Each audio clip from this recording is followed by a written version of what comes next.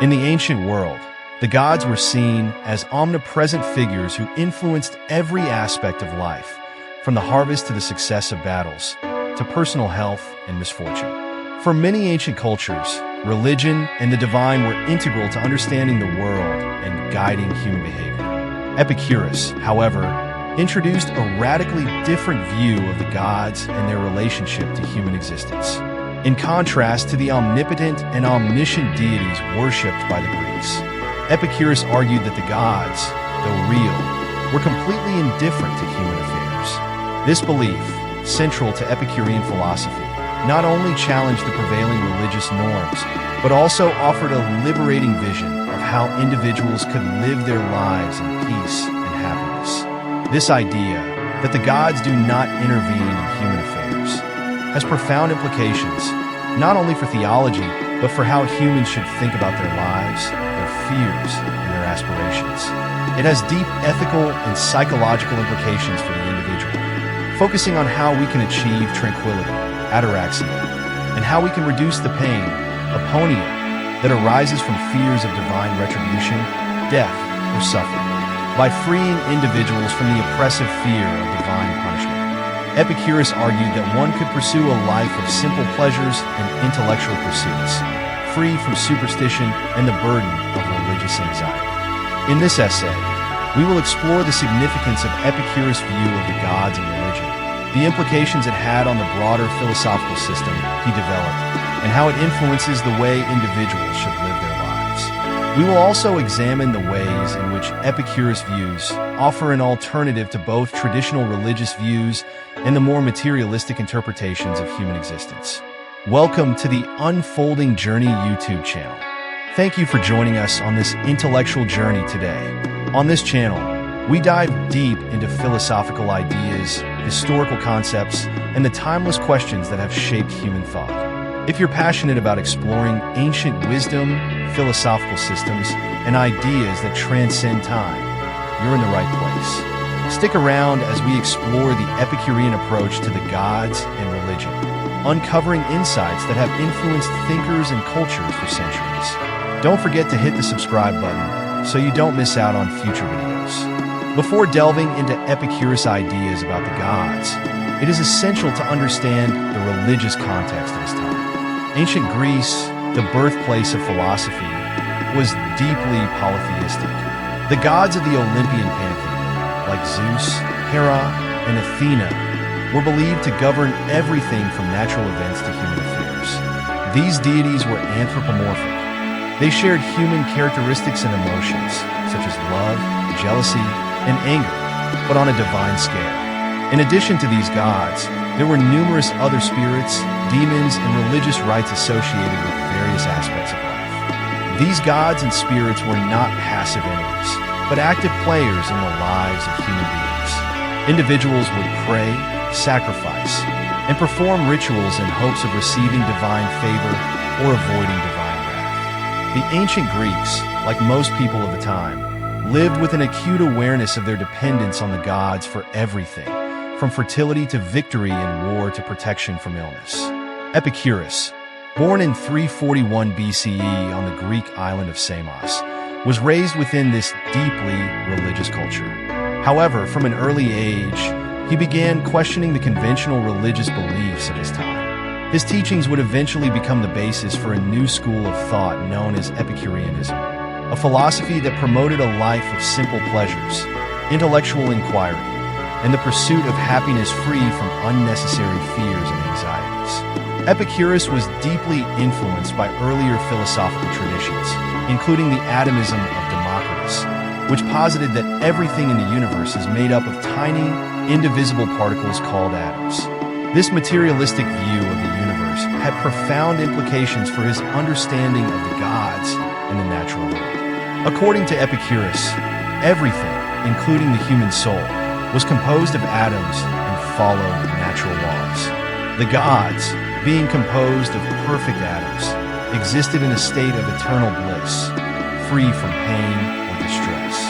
Because they existed in a state of perfect happiness, there was no reason for them to involve themselves in the petty concerns of human life. The central aspect of Epicurus' view of the gods was that they were not involved in human affairs. Unlike the traditional gods of Greek mythology, who were seen as active participants in the lives of mortals, the gods in Epicurean philosophy were described as perfect, eternal beings who existed in a state of bliss, untouched by the concerns of the world. According to Epicurus, the gods were not malevolent nor benevolent. They simply did not care about human actions or lives. This idea is most famously expressed in the following lines from the letter to Monesius, one of Epicurus' key works. The gods are blessed and immortal. They neither suffer nor cause suffering. Hence, they do not meddle in the affairs of men. This was a direct challenge to the Greek religious tradition, which held that the gods were actively involved in human affairs and could influence everything from the weather to personal success. Epicurus argued that the gods, by virtue of their perfection and immortality, had no reason to intervene in the chaotic, imperfect world of humans. They were in a state of serene happiness, and as such, they were completely indifferent to the tribulations of mortals. Epicurus' conception of the gods has important ethical implications. By freeing individuals from the fear that the gods might punish or reward them, Epicurus sought to liberate people from anxiety. If the gods were indifferent to human actions, then there was no need to live in fear of divine wrath, and no need to worry about earning the gods' favor through sacrifice, ritual, or good deeds. Human beings could, therefore, focus on their own happiness and well-being without the oppressive weight of religious obligation or fear.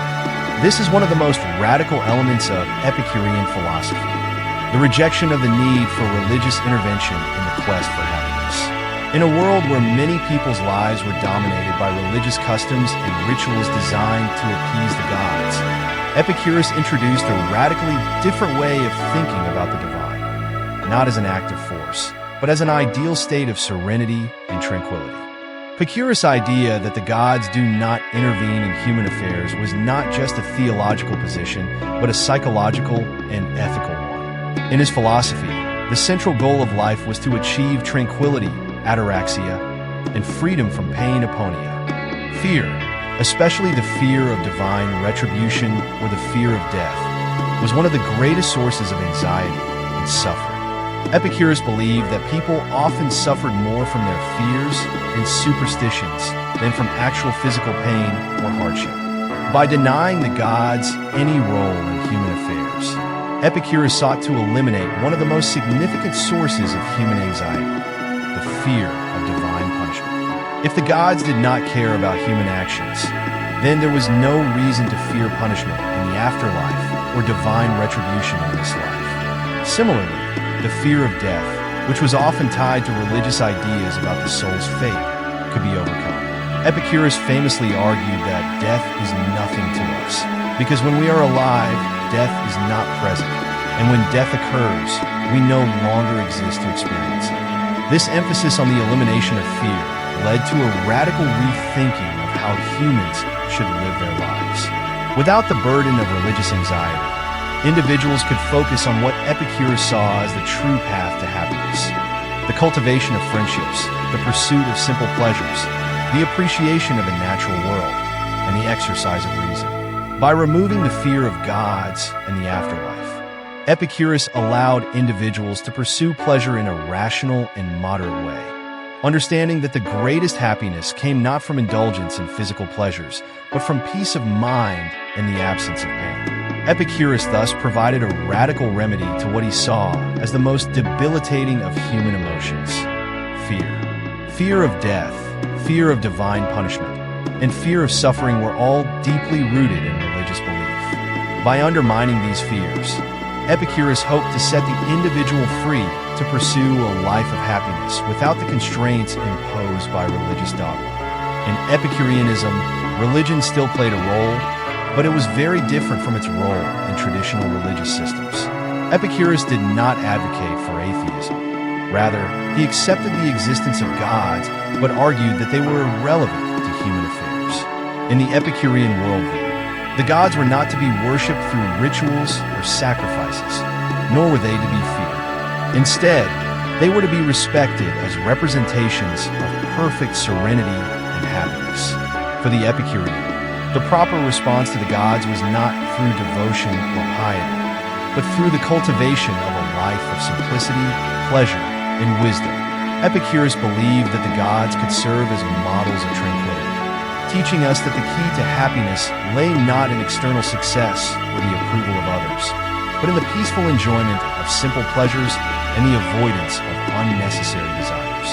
In this way, Epicurus' view of religion and the gods was radical, yet it offered a form of spirituality that was not concerned with supernatural intervention. Instead, it focused on human flourishing and the development of a serene and balanced life. Epicurus versus theism and modern religion. Epicurus' rejection of divine intervention challenges traditional theism, particularly the concept of an actively involved God. In many forms of theism, particularly monotheism, God is viewed as a personal being who cares about human actions, rewards and punishes individuals, and provides guidance. Epicurus rejected this view of God, arguing that the gods were neither personal nor interested in the affairs of human beings. This contrast between Epicureanism and more interventionist religious views has implications for modern religious discourse as well. Many contemporary religious traditions emphasize a personal relationship with God, encouraging individuals to seek divine guidance and intervention in their lives.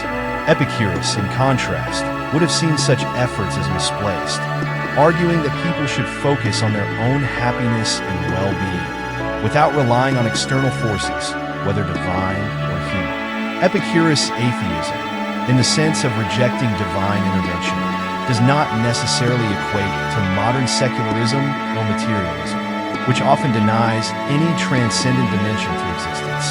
Rather, it suggests a kind of pragmatic spirituality, one that encourages people to live in harmony with the natural world, to seek wisdom, and to cultivate an inner peace independent of supernatural expectations. Epicurus' approach to the gods and religion represents a radical departure from the conventional religious views of his time. By arguing that the gods do not intervene in human affairs, Epicurus sought to free individuals from the anxiety and fear that often arise from religious beliefs. In doing so, he offered a philosophical framework that encourages the pursuit of happiness through simple pleasures, intellectual cultivation, and the reduction of unnecessary fears. If you found this deep dive into Epicureanism fascinating, don't forget to subscribe to our channel for more insightful discussions on philosophy, history, and timeless questions of human existence.